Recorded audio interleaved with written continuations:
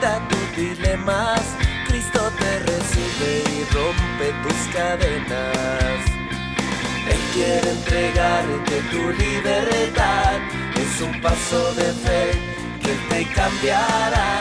Con su brazo de amor te quiere abrazar. Estás en el mejor lugar.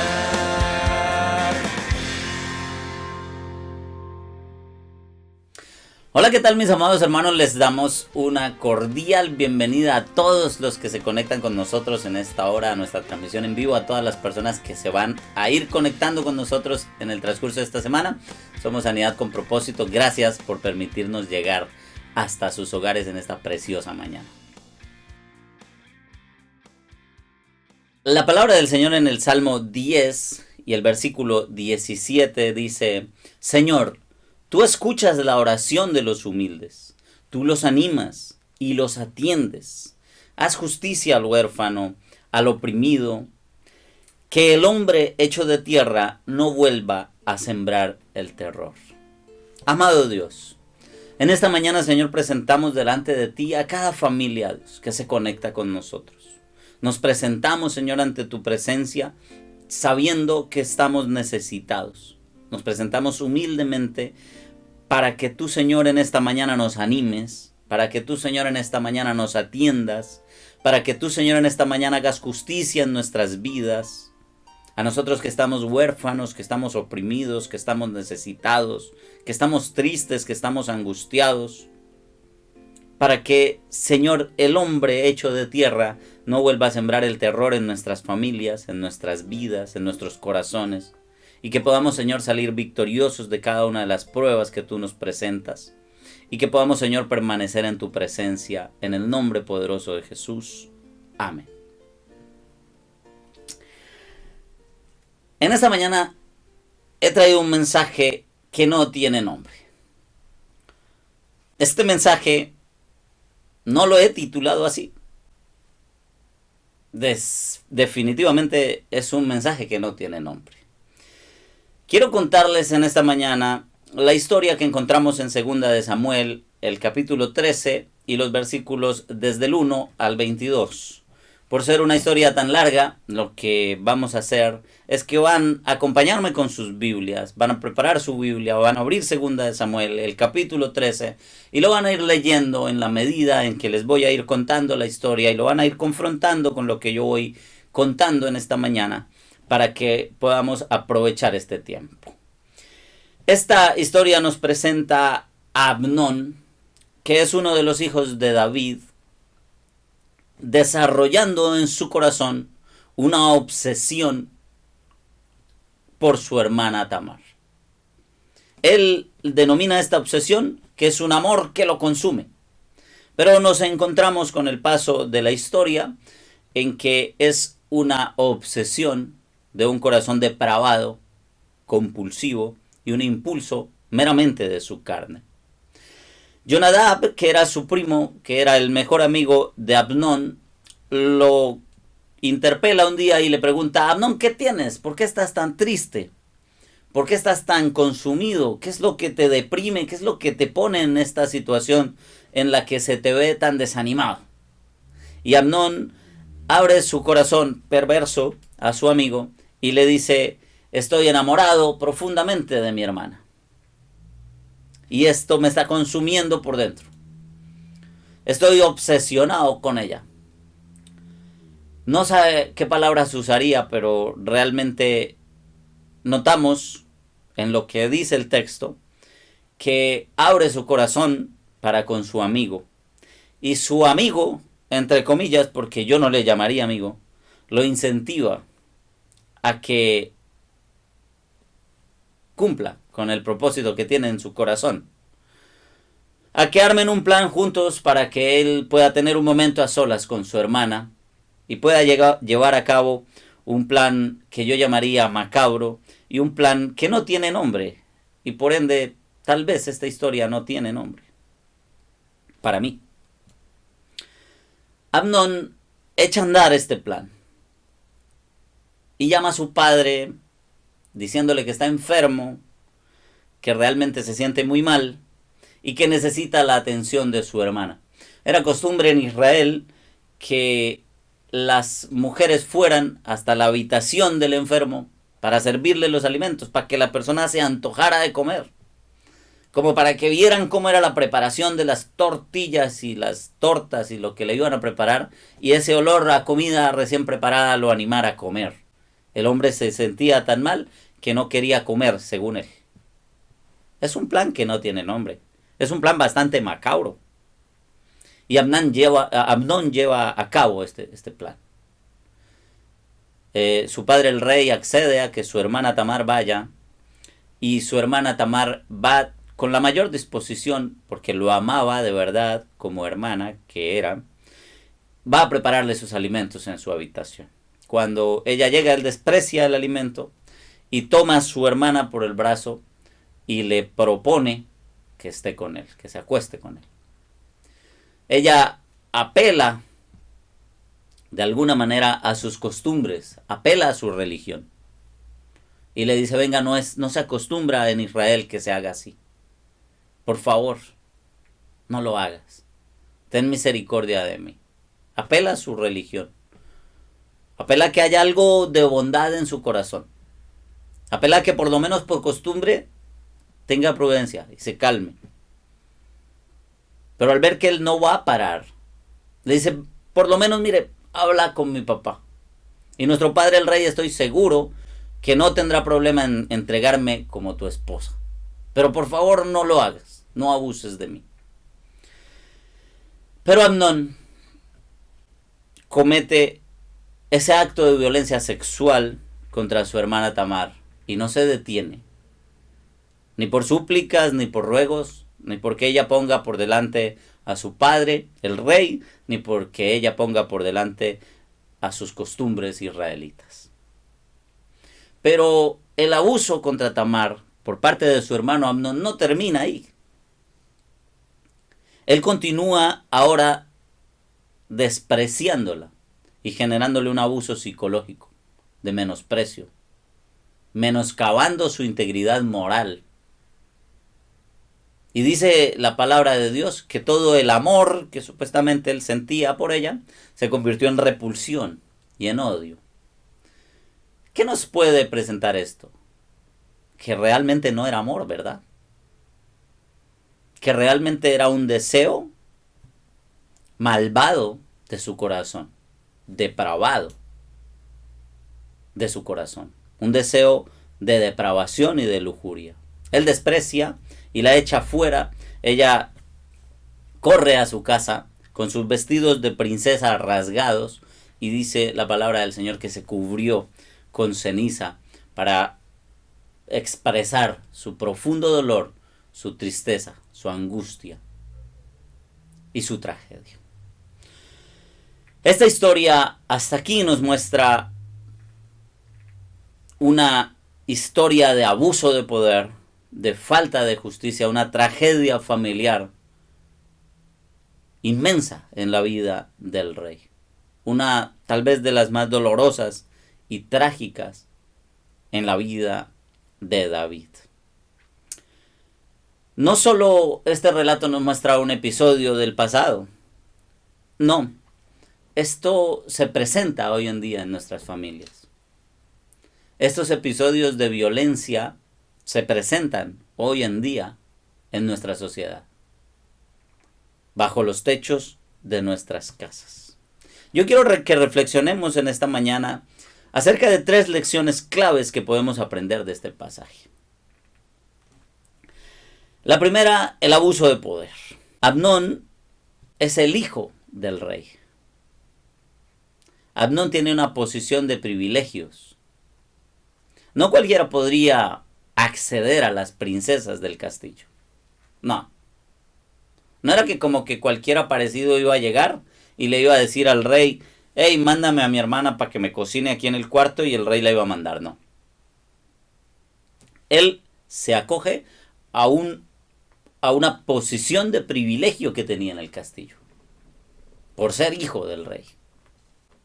Y Amnón no era cualquier hijo, era el heredero al trono. Así que su posición de poder era más importante de lo que estamos pensando. Esto que Amnón siente es un deseo egoísta de su corazón y para llevarlo a cabo utiliza su posición de poder. El abuso de poder es un riesgo real en nuestra sociedad. Amnón representa a todos aquellos que en cualquier contexto utilizan su posición de poder para manipular, para controlar a otros, para abusar de otros. Y esto lo podemos ver en cualquier parte. En el hogar, por ejemplo, nos vamos a encontrar con esposos que abusan de su posición de sacerdotes de la casa, que abusan de su posición de autoridad en el hogar para mantener a sus esposas subyugadas, abusadas, incluso muchas de ellas abusadas sexualmente. Pero ¿cómo? Si es mi esposa, entonces no es tan sencillo. Pero hay mujeres casadas que sufren abuso sexual de parte de sus esposos. Esta no es una prédica fácil para mí. Es una prédica que no tiene nombre. Porque es una situación difícil que vemos día con día, desafortunadamente, en nuestra sociedad. Esposos que le recuerdan a su esposa lo ineficiente que es, lo inútil que es, lo ineficaz que es, con cada una de sus acciones y la menoscaban en su integridad moral y la desprecian. Esposos que prefieren irse a estar con una mujer de la calle para hacer sentir menos a su esposa, para hacerla sentir fea, para hacerla sentir indeseable. Sinvergüenzas que utilizan esa posición de autoridad para menoscabar el corazón de una mujer buena, que les ha servido tal vez durante muchos años, pero que viven atados a la pornografía, a la prostitución, y que se encargan de que su esposa lo sepa para hacerla sentir peor. Esposos que maltratan a sus esposas y padres que maltratan a sus hijos. Y como si fuera poco, nos encontramos adolescentes que maltratan a sus padres. Y padres que están en silencio soportando los insultos, el abuso y el maltrato de sus hijos. Y tal vez hoy son palabras y mañana pueden llegar a ser golpes para contra sus propios padres. Este es un mensaje difícil de dar. Pero este es un mensaje que sucede en nuestra sociedad, que desafortunadamente sucede en nuestras familias. Y que como cristianos no podemos hacernos los ajenos a esta situación y guardar silencio frente a esta situación. Luego también encontramos abusos en el trabajo, jefes que menoscaban la integridad de sus empleados, personas que sobrecargan laboralmente a sus trabajadores, que los explotan, que les pagan menos de lo que deberían pagarles, que se enriquecen a expensas de personas inocentes y humildes que buscan su sustento diario. En la política, en nuestros países sobre todo, en nuestro entorno, los recursos son desviados, los niños mueren de hambre, de enfermedades que pueden ser curadas y que pueden ser tratadas. Bill Gates lucha porque aún los niños mueren por diarrea, y para él y su esposa era inconcebible que eso sucediera. Crecieron en un ambiente en el que ningún niño moría con diarrea y se comprometió él a erradicarla del mundo, pero en nuestros países los recursos que podrían servir para la educación y para la sanidad se desvían, se corrompen. Eso también hace parte del abuso a nuestra sociedad por nuestros gobiernos. En las relaciones interpersonales, porque a veces tenemos relaciones que nos manipulan, que nos utilizan, que constantemente nos llaman para sacarnos la poca energía que nos queda, pero que no generan ningún cambio en sus vidas, y esas relaciones nos menoscaban y nos agotan de alguna forma. Vamos a llamar a mi amigo que es cristiano y me escucha a las 3 horas y media de llanto que tengo que contarle, pero después me aparto de Dios. Y después vuelvo a mis andanzas, y después vuelvo al trago, y después vuelvo a la prostitución, a la pornografía, o también es abuso. Abuso contra la iglesia, personas que se acercan a la iglesia, utilizan sus recursos, sus servicios, sus ayudas, sus apoyos, y después van hablando mal de estos lugares. Pero también encontramos abusos en la iglesia. Desafortunadamente, en todos los ambientes, desafortunadamente, encontramos una sociedad corroída por el abuso.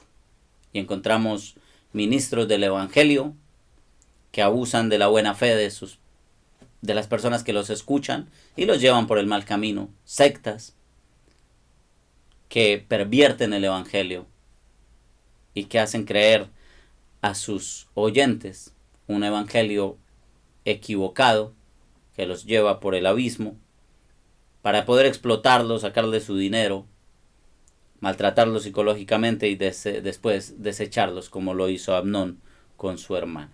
El abuso de poder es un riesgo constante en nuestra sociedad, como lo podemos ver, y este pasaje nos recuerda que el poder mal manejado en las manos de una persona corrupta, corrompida y perversa puede destruir vidas y puede destruir comunidades.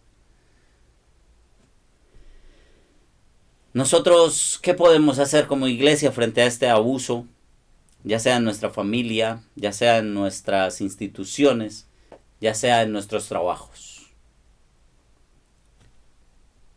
No podemos hacernos ajenos a esto.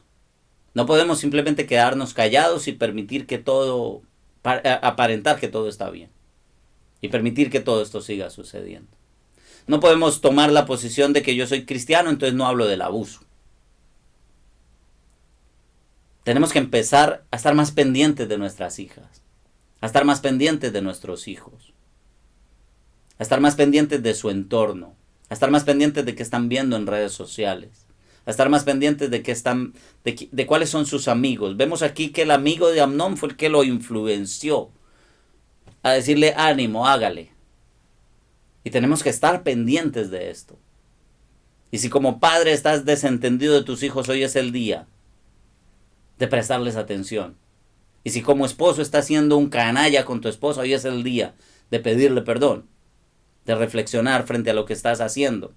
Y si como hijo vives faltándole el respeto a tus papás, pues hoy es el día de reflexionar. ¿Qué es lo que estás haciendo? Porque de alguna manera Amnón manipula a su padre a través del amor que su padre le tiene. A la hermana la manipula a través del amor que su hermana le tiene. Sabía que no se iba a negar a ir a cocinarle en su habitación. Para desarrollar, ¿qué? Un plan macabro, maligno, perverso, que no tiene nombre. Como segunda medida, la falta de justicia. El texto me conmovió tremendamente porque nos encontramos que el rey David dice que aunque se enojó profundamente cuando se enteró de lo sucedido, no hizo más. Él se enojó profundamente. Pero ¿qué pasó? No tomó acción frente a esto. Y su silencio es devastador. Su silencio, yo pienso que es peor para Tamar. Nosotros, como iglesia, como cuerpo de Cristo, como cristianos, y si aún no has llegado al evangelio como habitante de este mundo, no podemos quedarnos callados frente al abuso. Tenemos que empezar a tomar acciones frente al abuso. Esta falta de acción del rey David envía un mensaje claro de impunidad, de que la impunidad puede prevalecer. Su silencio le autoriza de alguna forma a hacer lo incorrecto. Y ese silencio que nosotros permitimos en medio de nuestros abusos autoriza a los abusadores a seguir abusando de nosotros. Y ese silencio que tú como esposa, por tener tal vez una buena imagen ante el mundo, está autorizándole a este hombre a que te maltrate, a que vulnere tus derechos, a que socave tu integridad. David, al no actuar con firmeza, deja que la impunidad reine. Y cuando la impunidad reina en nuestra familia, en nuestro entorno, realmente es peligroso. Porque nuestros desenlaces pueden ir más allá del abuso y pueden terminar en una fatalidad. No podemos quedarnos callados frente a las situaciones de abuso que se presentan en nuestra familia. Si tu padre está abusando de su posición de autoridad, tienes que decirlo. Si tus hijos están abusando de ti, tienes que hablarlo. Si está en riesgo tu familia, tienes que buscar ayuda profesional. Desafortunadamente, pensamos que por ser cristianos y porque el Señor instauró el matrimonio para toda la vida, y es cierto que así es, tenemos que soportar abuso y maltrato psicológico el resto de nuestra vida, y no es verdad. Puedes buscar ayuda. Puedes buscar soluciones para esto. No tienes que vivir una vida miserable el resto de tu vida porque te casaste con el equivocado o te casaste con la equivocada. Puedes sanar. El Señor puede obrar en tu hogar más de lo que te imaginas. Tamar es ignorada, su tristeza, su vergüenza, su deshonra, pero también sus logros hasta ahora, como una princesa ejemplar, quedaron en segundo plano. Todo lo que Tamar había hecho hasta ese momento se fue a la basura por una acción depravada de otro. Y no podemos permitir que tus sueños se vayan a la basura por una acción depravada de otro. El Señor es un Dios de justicia. Y como dice el Salmo que leíamos al principio, Él hace justicia al huérfano y hace justicia al oprimido y hace justicia a esas ocasiones en que has sido abusado en tu vida. Amnón no paga por su crimen. El rey guarda silencio y la familia queda rota. La falta de justicia no solo agrava el sufrimiento de Tamar, no solo agrava el sufrimiento tuyo como víctima, sino que genera un ambiente de tensión en tu casa. Y si tú estás permitiendo que abusen de ti, hay un hijo que lo está mirando y que más adelante puede tomar acciones frente a eso que agraven la situación. En este caso vemos claramente que el no tomar acciones y el no tomar medidas correctas perpetúa el problema, ¿no? Nosotros tenemos que ser una voz que clame por justicia. Nosotros tenemos que ser una voz que hable del sufrimiento de los inocentes que tal vez no tienen voz. Si estás permitiendo que en tu entorno se desarrollen espacios o se presenten espacios para el abuso y no estás denunciándolo y no estás haciendo algo por ello, estás permitiendo el sufrimiento de los inocentes y podría ser la voz de esas personas que no tienen voz. Pero como tercera medida, las consecuencias de esta impunidad. Pensemos en ellas. Porque el relato en 2 de Samuel 13 culmina con una tragedia. Y si nos vamos al versículo 23, Absalón decide que él va a tomar justicia por su propia cuenta. Y Absalón, frente a la falta de acción de su padre, provoca una espiral de violencia que termina por dividir a toda la familia real. Entonces, Absalón, ¿qué hace? Absalón genera un plan igual de macabro, igual de sin nombre. No sé si llamarle peor que el de Amnón, pero Absalón echa a andar un plan para vengar la desdicha de su hermana. Y organiza una fiesta, y es un plan muy similar. Invita a su padre, pero su padre le dice que no, entonces le dice, pero que no falte Amnón, que lo necesitamos, lo vamos a festejar. Además es el heredero, pues al trono, pues que vaya en tu representación, ¿no? Y se organiza todo con señales claras de cómo ejecutar este plan de violencia contra Amnón y lo lleva a cabo. Allí en la fiesta que organiza, da la señal para que maten a su hermano. Y esta historia que comenzó con un abuso de poder y esta historia que continuó con un silencio de permisividad, termina con una tragedia de venganza, con una espiral de violencia. Lo más impresionante de todo esto es que los patrones de violencia en las familias se repiten. Y nos encontramos con personas que le asesinaron a su padre, le asesinaron a su hermano, le asesinaron a su tío, asesinatos y asesinatos en su familia. ¿Por qué? Por un patrón repetitivo de violencia. Por un silencio que tal vez durante generaciones han cubierto el abuso en tu casa. Y que tal vez ni siquiera lo conoces. ¿De qué abuso se trata?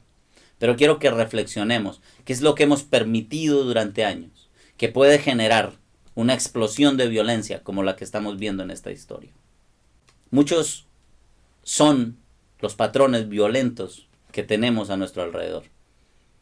Familias con patrones de violencia religiosa, ataques constantes contra cualquier otro pensamiento que no sea el que les formaron desde que era niño, porque abusaron de su cerebro toda la vida. Y cuando alguno salió de la caja y vio más allá en las escrituras, entonces viene un ataque de violencia religioso. Patrones de violencia en las instituciones. Es que a mí me dañaron allá en tal institución y entonces esos de esa institución son malos. Y entonces a mí esto me pasó en Transmilenio y todos los de Transmilenio son malos. Y a mí me pasó esto allá en el metro y todos los del metro son malos. Y generamos ese patrón de violencia contra las instituciones. O generamos ese patrón de violencia religiosa. O generamos ese patrón de violencia en nuestras familias. De violencia y de muerte. De violencia y de destrucción. Otro caso en la Biblia nos presenta a Dina, en cuyo caso de abuso, la violencia que se generó en el corazón de los hermanos para vengar el abuso de Dina, que lo encontramos en Génesis, fue de tal magnitud que impactó a toda una nación. Estos fueron y les mataron a todos. Pero eso es lo que genera el silencio frente al abuso, frente a las situaciones de abuso. Esta historia es difícil de contar. Esta historia es difícil de predicar, es una historia sin nombre, es una historia que no tiene nombre. Pero si se está presentando en tu casa, yo te invito a que pongas tu voz de protesta, a que cortes con esa repetición de violencia, a que cortes con esas repeticiones de abuso, a que cortes y denuncies eso que te está sucediendo, y lo hables, y lo cuentes, y busques ayuda profesional si es necesario. Pero no permitas más que pasen por encima de ti. No permitas más que denigren tu buen nombre, que te desprecien, que te maltraten, que te lleven a menos. Nosotros estamos llamados a desarrollar una cultura de responsabilidad y transparencia y a ser responsables por sus actos a aquellos abusadores. Nosotros estamos llamados a ser defensores de la justicia. Como creyentes, nosotros estamos llamados a luchar por la justicia. Esto no es algo solo que se espera de las instituciones. Eso es algo que comienza por ti. Y como iglesia estamos llamados a promover la reconciliación y la paz. Y tal vez si dejamos que este abuso continúe, va a terminar en una espiral de violencia que heredarán tus hijos, que desafortunadamente heredará a la siguiente generación. Tenemos que hacer un stop en el camino en esta mañana y decirle al Señor que nos revele qué hacer frente a estas situaciones de abuso y que comencemos a buscar la ayuda necesaria frente a estas situaciones de abuso. Nosotros no podemos seguir contestando a la violencia con más violencia hasta que se mate toda la familia. No podemos dejar una semilla de violencia, de impunidad, hasta que algo peor sobrecaiga sobre nuestros hogares. Y yo quiero que ahí donde estás, cierres tus ojos. Y si estás siendo indiferente frente a alguna situación de abuso, en esta mañana te arrepientas. Y si eres tú el que está siendo abusivo, en esta mañana le pidas perdón al Señor. Pero si estás permitiendo el abuso en tu vida, le digas en esta mañana al Señor: Señor, yo quiero actuar para defenderme, o yo quiero actuar para defender a un inocente.